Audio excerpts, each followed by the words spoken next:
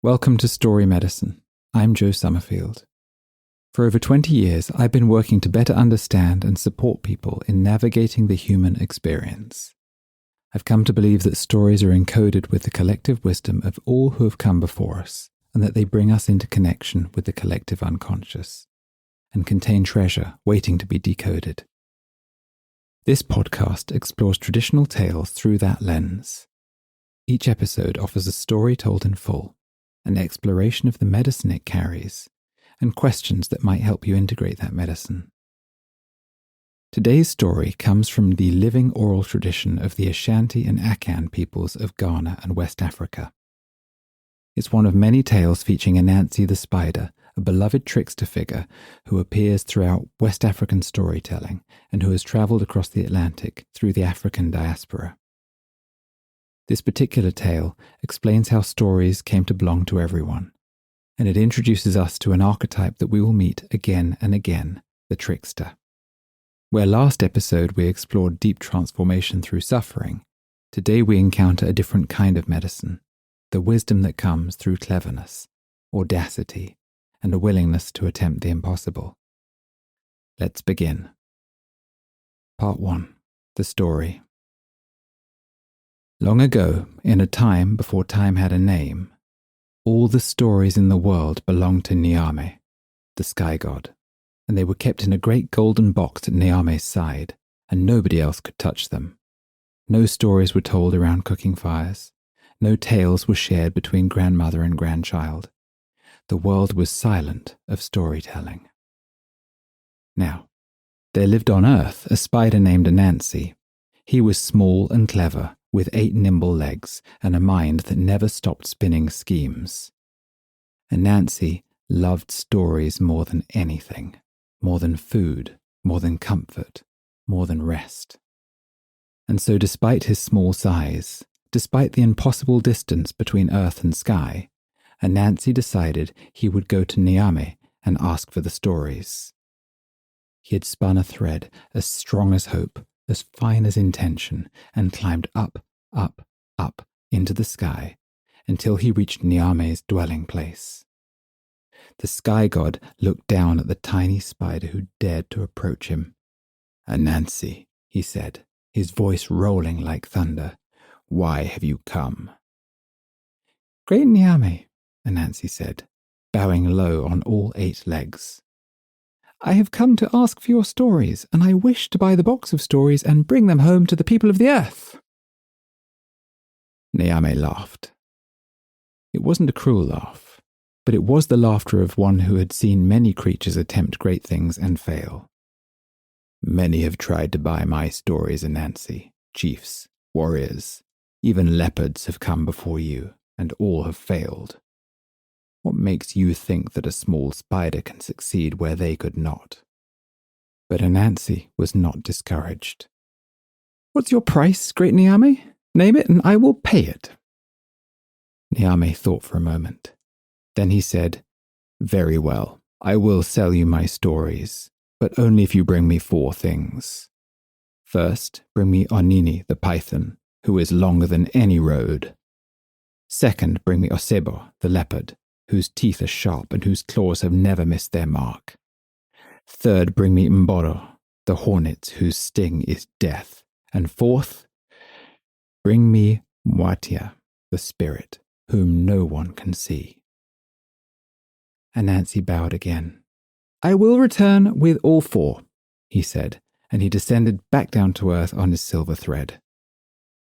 Now, Anansi was small, but he was not foolish. He knew he couldn't overpower these creatures with strength, so he would have to use something else entirely. First, Anansi went to find Onini the python. He cut a long bamboo pole and a strong vine, and he walked through the forest talking to himself, loudly enough for the python to hear. "My wife is wrong," Anansi muttered.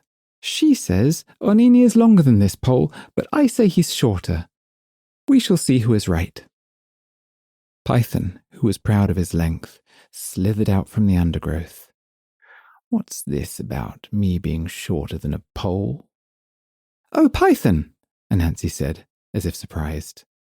I was just settling an argument with my wife. She insists that you are longer than this pole, and I think that you're shorter. Would you mind if we measured? Python's vanity was touched. Of course I'm longer. Okay, let's measure right now. So Python stretched himself out beside the pole, and Anansi said, "Oh, but you're curving a bit. Let me just tie you here at the head, so we can measure accurately." He tied the vine around Python's head and the pole. "And here at the tail, just so you're perfectly straight." He tied the python's tail at the other end. Only when Python was completely bound did Anansi say, "There, you're exactly the right length. For carrying to Niame." Despite Python's thrashing and hissing, Anansi brought him to the sky god. Next, Anansi went to find Osebo the leopard. He dug a deep pit along the path where Leopard walked each day and covered it with branches and leaves and waited. Sure enough, that evening Leopard fell into the pit. In the morning, Anansi appeared at the edge and looked down. "Oh, Osebo, what are you doing down there?" he said. "What does it look like?" Leopard snarled. "I'm trapped. Help me out, spider." "I'd love to help," Anansi said thoughtfully, "but how can I trust that you won't eat me the moment you're free?" "I give you my word," Leopard growled. "Well, I'll tell you what. I'll bend this young tree down into the pit, and if you hold on to it, I can pull you up." Leopard, desperate to escape, agreed. He grabbed hold of the supple tree. But Anansi had tied a strong vine to the tree's top. And the moment Leopard held on, Anansi released the tree, and it sprang upward, carrying Leopard with it, hanging helplessly in the air. "Sorry, Osebo," Anansi said, "but Niame needs you more than the forest does right now." And he carried the bound leopard to the sky. The third task was Mboro, the hornets. Anansi took a gourd, filled it with water, and poured some over his head. And then he poured some over the hornet's nest and hurried beneath it with a leaf over his head, as if sheltering from rain. "Oh, Mboro," he called to the hornets, "it's raining. Don't you want to come into my gourd to stay dry?" The hornets, seeing water dripping everywhere and seeing Anansi apparently wet from the rain, flew gratefully into the gourd. The moment the last one entered, Anansi plugged the opening. "Sorry, my friends," he said to the buzzing gourd, "but you're going on a journey," and he took them up to Niame. Finally, Anansi had to capture Mwatia, the spirit, whom nobody could see. For this, he carved a wooden doll and covered it with sticky tree sap.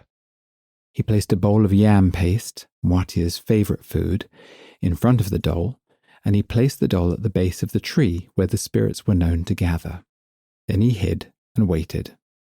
Soon enough, Mwatia appeared, invisible, but Anansi could hear the soft footsteps. Mwatia saw the yam paste and ate some. Then the spirit noticed the doll. "Good evening," Mwatia said. The doll, of course, said nothing. "I said, 'Good evening,'" Mwatia said, annoyed. "Didn't your mother teach you manners?" Still nothing. "If you don't respond, I will slap you." Silence. Slap! Mwatia's hand stuck fast to the sap. "Let go of my hand, let go, or I will slap you with the other one." Slap! The other hand stuck. "And I'll kick you." One foot stuck, and then the other. Mwatia was completely trapped against the sticky doll, now visible in struggle against the sap. Anansi emerged from hiding. "Greetings, Mwatia. Niame has been waiting for you." And he carried the spirit into the sky. When Anansi arrived before Niame, with the 4 impossible prizes, leopard, python, hornet, and spirit, even the sky god had to acknowledge what had been accomplished. "Anansi," Niame said, his voice filled with respect, "you have done what warriors could not do, what chiefs could not do, what leopards could not do. You have proven that wisdom and cleverness can achieve what strength and power cannot. From this day forward, the stories are yours." And Niame gave Anansi the golden box. Anansi carried it down to earth and opened it. The stories flew out like birds, like butterflies, like seeds on the wind. They spread across the land, settling into the hearts and the mouths of the people. And from that day to this, the stories have belonged not to Niame, but to everyone. Though, if you listen carefully, some people still call them spider stories, honouring the small, clever one who brought them down from the sky. Part 2. The Medicine. Let's explore the medicine that this story offers. On the surface, it's a tale about how stories came to belong to everyone. A charming origin myth that explains why we tell stories around fires and to our children. But like all stories that have survived in the oral traditions across the centuries, this one contains layers of wisdom worth decoding. Notice first what's being sought. Not gold, not power, not safety. Anansi wants stories. This matters. In the world of this tale, stories aren't entertainment or distraction. They are a form of wealth, precious enough to risk everything for. The people live in a world without storytelling, without the tales that connect grandmother to grandchild. This is presented as a form of poverty, a genuine lack. What the story is telling us is that human beings need stories to be fully human. We need them the way that we need food and shelter. Stories are how we make meaning, how we transmit wisdom, how we understand who we are. The world without them isn't just quiet, it's diminished. Now let's look at the central character, Anansi the spider, one of the great trickster figures of world mythology. The trickster is a distinct archetype in the collective unconscious, and if you understand this archetype, you understand something crucial about psychological development and cultural evolution. The trickster is small, often marginal, never the strongest. But the trickster has something else: cleverness, audacity, a willingness to break the rules, and an ability to see solutions where others see only obstacles. Jung saw the trickster as representing an earlier, more primitive consciousness, but also as a necessary counter to rigid order. The trickster disrupts, transforms, and makes new things possible. In Anansi we see all of this. He's tiny compared to Niame, compared to python, compared to leopard. By all conventional measures, he shouldn't succeed. Chiefs have tried, warriors have tried, even leopards, symbols of power and ferocity, have failed. But Anansi succeeds precisely because he doesn't try to play by the rules of strength and power. This is the first layer of medicine. Sometimes the qualities we dismiss as small or weak, cleverness, creativity, lateral thinking, humility, are exactly what's needed. Sometimes the impossible task requires not more force but a different approach entirely. Now let's look at how Anansi accomplishes each task, because the pattern matters. With python he uses vanity. With leopard he uses the creature's own desperation against it. With the hornet he creates a false reality that they believe. And with spirit he uses custom and expectation, the rules of politeness, as a trap. What is Anansi doing in each case? He's seeing into the nature of each creature and using that understanding as leverage. It's not brute force, this is psychological sophistication. He recognizes that python's length is a source of pride, that leopard will grasp at any escape, that hornets will seek shelter from the rain, and that spirits observe social customs. We might say that Anansi is working with shadow material, understanding each creature's blind spots, the places where their strengths become their vulnerability. Python's pride in his length makes him easy to bind. Leopard's power means nothing in a pit. The hornet's collective instinct for survival becomes the mechanism of capture. The spirit's attachment to courtesy traps it. This is medicine for anyone facing an overwhelming challenge. Look for the pattern, the hidden vulnerability, the place where the system's own nature can be turned to your advantage.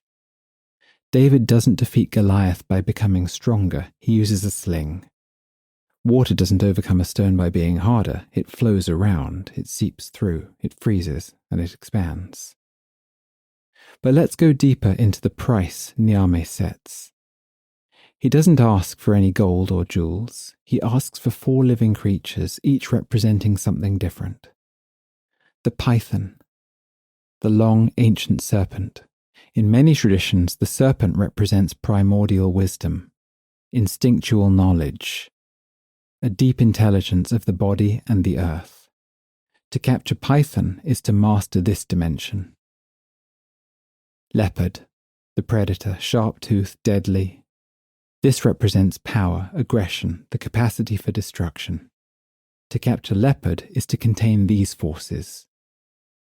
Hornets, the collective swarm, each individually small but together deadly. This represents the power of many, of community, of cooperation, of what happens when individual energies align. The spirit, invisible, intangible, bound by custom and tradition. This represents the unseen world, the realm of belief and culture, what operates beneath visible reality. What Nyame is asking is this: can you engage with all dimensions of existence? Can you work with body wisdom and predatory power? Can you understand collective forces and invisible structures? Only someone who can navigate all of these realms deserves to hold the stories. Because stories themselves operate on all of these levels simultaneously. A story engages our bodies, our instincts, our capacity for violence and gentleness, our place in the community, our connection to the invisible world of meaning, our spiritual, our religious aspects. Stories are complete psychic medicine precisely because they work on every dimension of our being at once. Now notice what happens when Anansi succeeds. Nyame doesn't keep the stories locked up somewhere safer. He gives them to Anansi completely, and Anansi opens the box. The stories fly out like birds, like butterflies, like seeds on the wind, and they can't be controlled anymore. They belong to everyone. This is crucial medicine for our time. Wisdom that's hoarded becomes stagnant. Knowledge that's locked away serves no one. The stories need to move, to spread, to be told and retold in different voices and in different contexts. They are alive, and they need circulation the way that blood needs to flow through a body. We often see how transformation happens not when someone holds their realization a secret, but when they begin to speak it, to share it, to let it move through their relationships and their life. The medicine becomes real in telling. There's something else here about democratization, about wisdom belonging to everyone, not just to the powerful or the privileged. The sky god had all the stories. Now every person sitting around a fire has access to them. Every grandmother can share them with every grandchild, and this is radical. The story itself is teaching us that stories belong to everyone. It's a meta-narrative medicine, a story about the power of stories, told in a way that demonstrates that very power. Let's bring this to contemporary relevance. What does Anansi's journey look like in modern life? Well, perhaps you're facing a challenge that seems impossible, changing career midlife, healing from complex trauma, transforming a stuck relationship, building something new in a world that seems to favor the already established. The conventional approaches haven't worked. Strength hasn't worked. Trying harder hasn't worked. This is when you need trickster medicine. This is when you need to look for the pattern within the obstacle itself. Where is the vanity that you can work with? Where is the desperation that creates the openness? What false reality might others be believing that you can use to shift things? What customs and expectations are operating invisibly? The trickster doesn't fight the system head-on. The trickster finds where the system is already off balance and gives it a nudge. It isn't about manipulation in a harmful sense. It's about understanding that every rigid structure has its flexibility point.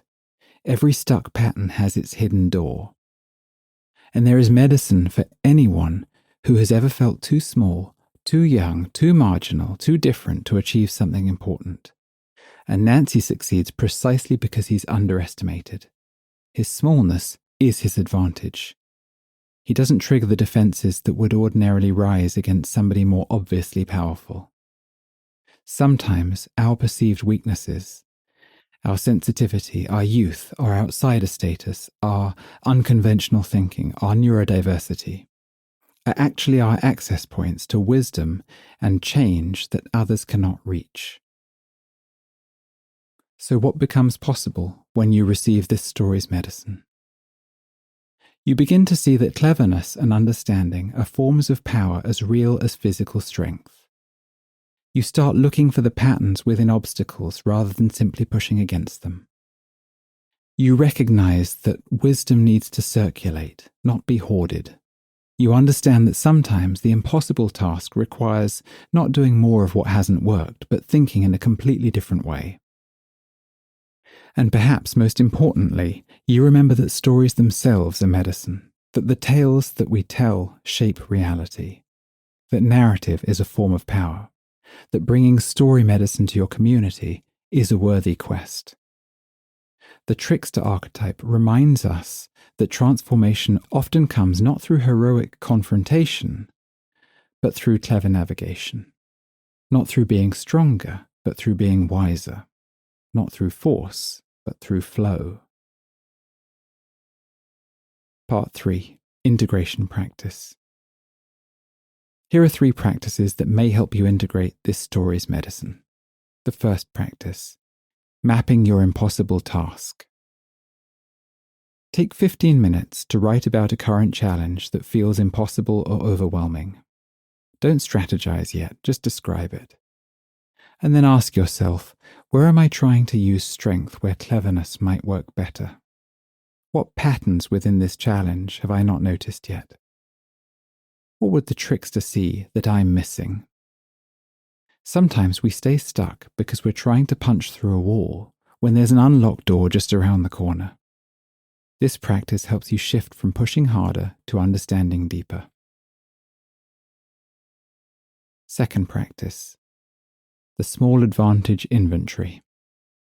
Over the next 3 days, notice and write down every moment when your perceived weakness or small status gives you an advantage.